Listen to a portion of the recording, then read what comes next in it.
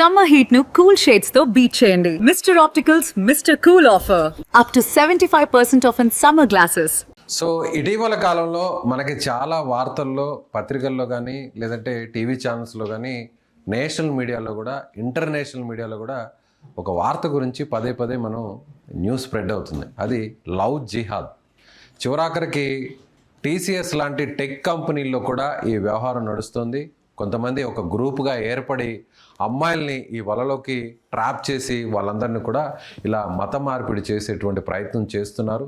So దీన్ని గుర్తించారు. ఈ ఎంక్వైరీలో కూడా బయటపడింది. పోలీసులే నిఘా పెట్టి మరి ఈ వ్యవహారాన్ని బట్టబయలు చేశారనేటువంటి వార్తలు మనం రీసెంట్గా చూసాం. సో నిజంగా ఇవి జరిగేటువంటి పరిస్థితులు ఉన్నాయా? ఇందుకు ఏ స్థాయి వ్యక్తులు సపోర్ట్ చేస్తారు? సో దీన్ని కట్టడి చేయాలంటే ఏం చేయాలి? దీని గురించి మాట్లాడే ప్రయత్నం చేద్దాం. మనతో పాటు ఉన్నారు అనలిస్ట్ నాగార్జున రెడ్డి గారు. నమస్తే సార్. నమస్తే. లవ్ జిహాద్ ఇది అసలు నిజమేనా? ఇటీవల కాలంలో దీని గురించి ఎక్కువ వింటున్నాం. నిజమే కదా. ఈ లవ్ జిహాద్ అనేటువంటిది ఇప్పుడు ఉండడం ఏంటి, చాలా సంవత్సరాల నుంచి ఇండియాలో ఉంది. ఇప్పుడు టీసీఎస్ లాంటి సంస్థల్లో కూడా జరిగింది కాబట్టి మనం బయటకు వచ్చింది ప్రముఖంగా. జనరల్గా టీసీఎస్ కానీ ఇన్ఫోసిస్ కానీ మీకు ఇచ్చినటువంటి సిస్టమ్ మీద కూడా కంటిన్యూస్ నిఘా ఉంటుంది. దాని మీద నువ్వు ఏం చేస్తున్నావు ఏమిటనేటువంటిది లాగిన్ లాగౌట్ పడుతుంది, బ్యాక్గ్రౌండ్లో స్టాంప్ పడిపోతుంది. ఎవ్రీథింగ్ పర్ఫెక్ట్గానే ఉంటాయి వాళ్ళ సర్వర్స్లో కానీ సిస్టమ్స్లో కానీ. టీసీఎస్ వాళ్ళ పేరు బయటికి రావడం అనేటువంటిది విచారించదగ్గటువంటి విషయం. ఇది ఎప్పటి నుంచో జరుగుతుంది, ఇప్పటి నుంచి కాదు జరుగుతుంది. టాటా లాంటి కంపెనీలో జరగడం అంటే అది అంతే కదా. తర్వాత మహేంద్ర పేరు చెప్పారు, దాని తర్వాత ఇన్ఫోసిస్ పేరు చెప్పారు, దాని తర్వాత ఇంకా కొన్ని కంపెనీల పేరు చెప్పారు. ఇది మామూలే జరిగిపోతూ ఉంటుంది. టీసీఎస్లోదే ఫస్ట్ బయటకు వచ్చింది. చాలా విస్తృతంగా ఎంక్వైరీ చేసిన తర్వాత నిర్ధారించారు వాళ్ళు ఇది ఒక రకమైనటువంటి టెర్రరిస్టిక్ యాక్టివిటీ అనమాట ఇది. మరి అలాంటి వాళ్ళని ఏం చేయాలి? చట్ట ప్రకారం శిక్షించాలి అనేసి అంటే వాళ్ళ పని వాళ్ళు చేసుకుంటూ ఉంటారు. కోర్టులో కేసులు నడుస్తూ ఉంటాయి. తెలియదు కాదు, సచ్చేది కాదు. అంటే మీరు ఎలా అంటారు ఇది టెర్రరిస్టిక్ ఎలిమెంట్ అని ఎలా అంటారు మీరు? మరి అంతే కదా. మత మార్పిడి అంటే ఏంది? టెర్రరిస్టిక్ ఎలిమెంట్ కాక ఏమవుతుంది? భారతదేశంలో రాజ్యాంగం ప్రకారం నా ఇష్టం వచ్చినటువంటి మతం నేను ఉండొచ్చు, నాకు మత స్వేచ్ఛ ఉంది.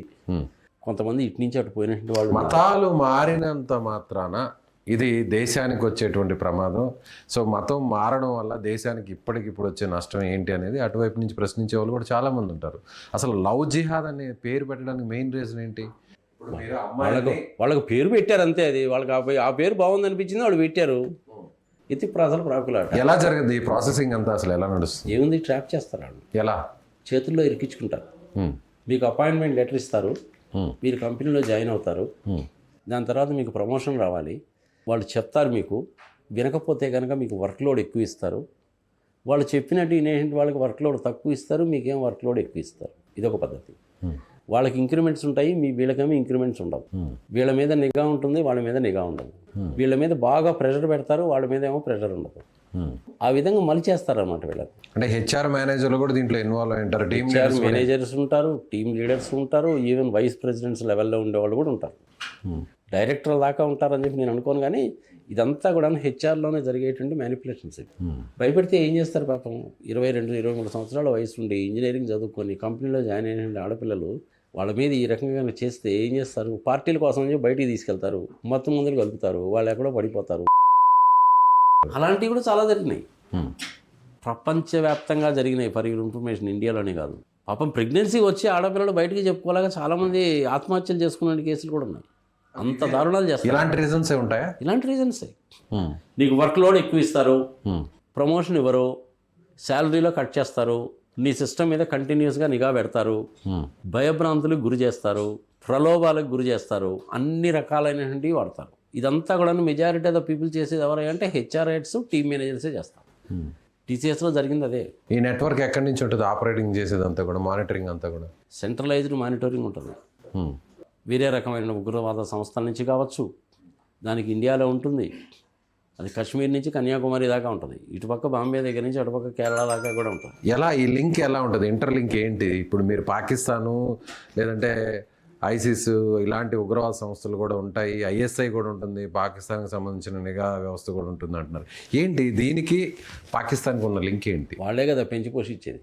ఉగ్రవాదం తయారు చేసి ప్రపంచానికి పంపించేది వాళ్ళేగా. అంటే ఇలా బ్లాక్మెయిల్ చేసి ఉగ్రవాదంలో దింపుతారా? మహిళల్ని లవ్ జిహాద్ పేరుతో మోసం చేసి డబ్బు ఆశ చూపుతారు, ప్రమోషన్ ఆశ చూపుతారు, నీ మీద రిస్ట్రిక్షన్స్ పెడతారు. ఎన్ని రకాలైన పనులు చేయాలో అన్ని రకాలైనటువంటి పనులు కూడా చేస్తారు. నిన్ను లొంగ తీసుకొని మతం మార్పిస్తారు, నిన్ను ఎక్కడికో పంపిస్తారు, అక్కడ నీకు ట్రైనింగ్ ఇస్తారు. అసలు ఒక్కోసారి అసలు ఈ ఆడపిల్లలు అనేటువంటి వాళ్ళు ఎటుపోయారో కూడా తెలియదు, ఏమయ్యారో కూడా తెలియదు. హెచ్ఆర్ వాళ్ళని అడిగితే సిస్టంలో లాగిన్ కనపడుతుందండి, 5:30కి తను లాగౌట్ అయిపోయిందండి, తర్వాత ఇటుపోయిందో మాకు సంబంధం లేదండి అని. టీసీఎస్ లాంటి సంస్థలో జరిగింది అని బయటికి రావడం అనేటువంటిది విచారించదగ్గ విషయం. అందుకనే మొట్టమొదటిలో బయటికి రాలేదు. 40-45 రోజుల పాటు పోలీస్ డిపార్ట్మెంట్లో ఉండేటువంటి వాళ్ళే టీసీఎస్లో ఎంప్లాయీస్ కింద జాయిన్ అయ్యి విషయాలన్నీ బయటికి తీసుకొస్తే వచ్చింది, లేకపోతే వచ్చేది కాదు కదా. మరి ఎంతమందిని ప్రలోభ పెట్టారో, ఎంతమందిని ఏం చేశారో మనకు తెలియదు. కొన్ని బయటకు కూడా రివీల్ కావు, పరువు అబ్బా అది, అందుకని చెప్పి రివీల్ చేయరు. ఇది మటుకు చాలా దారుణమైన విషయం. ఐ లవ్ జిహాదీ, జిహాద్, లవ్ జిహాద్ అనేటువంటిది ఓన్లీ ఒక సెంటెన్స్ మాత్రమే. దీని వెనక చాలా కుట్ర దాగి ఉంటుంది. టెర్రరిస్టులను తయారు చేయడం అనేటువంటిది వీళ్ళ ప్రధానమైనటువంటి పని, ఇంకొకటి కానే కాదు. అయితే మరి వాళ్ళు సర్వర్స్లో ఉన్న వాళ్ళల్లో పనిచేసేటువంటి వాళ్ళు కూడా ఉంటారు కొంతమంది. వీళ్ళంతా సిస్టమ్స్ మీద కూర్చొని పనిచేసేవాళ్ళు. అసలు మెయిన్ పర్సన్స్ సర్వర్స్ దగ్గర కదా ఉంటారు. ఐటీ ఎక్స్పర్ట్స్ అలా మారిపోయారు. వాళ్ళు ఏమవుతున్నప్పుడు అంటే డేటా మొత్తం డిస్ట్రాయ్ కూడా చేస్తారు. వైరస్లు కనుక ఇచ్చారంటే నీ డేటా మొత్తం కూడా ఎగిరిపోద్ది. వాళ్ళ ఉద్దేశం అదే, కమ్యూనికేషన్ని బ్లాక్ చేయాలి, లేదంటే కమ్యూనికేషన్ వాళ్ళకి అనుకూలంగా తెచ్చుకోవాలి. చాలా సీరియస్ థింగ్ ఇది. ఒకప్పుడు ఏంటంటే ఏదో కొంతమంది రిక్రూట్మెంట్ క్యాంప్స్ పెట్టి రిక్రూట్మెంట్ చేసుకొని వాళ్ళకి ఏదో దొంగ పాస్పోర్ట్లు ఏదో పుట్టించి పంపించి ట్రైనింగ్ ఇచ్చేవాళ్ళు, అదొక పద్ధతి. అలా టెర్రరిస్టులు అయ్యేవాళ్ళు. తర్వాత ఏంటి, డబ్బు ఆశ చూపించేవాళ్ళు, టెర్రరిస్టుల కింద కన్వర్ట్ చేసేవాళ్ళు. ఇప్పుడు ఇది టెక్నాలజీ ఓరియంటెడ్ అనమాట. టీసీఎస్ పేరు రావడం అనేది చాలా అన్ఫార్చునేట్ థింగ్. అది బయటికి రాని ఎన్ని ఉన్నాయో, బయటికి రాని ఎన్ని ఉంటాయో మనకు తెలియదు. టీసీఎస్ అనేటువంటిది ఎందుకు వచ్చిందంటే ప్రముఖంగా ఉండేటువంటి సంస్థ కాబట్టి వచ్చింది. రైట్. అంటే మీరు అనేది దీని వెనక ఉగ్రవాద శక్తుల ప్రమేయం ఉంది కాబట్టి ఇది పక్కా ప్లాన్డ్గా ఆర్గనైజ్డ్గా జరుగుతుంది అనేది అంటారు.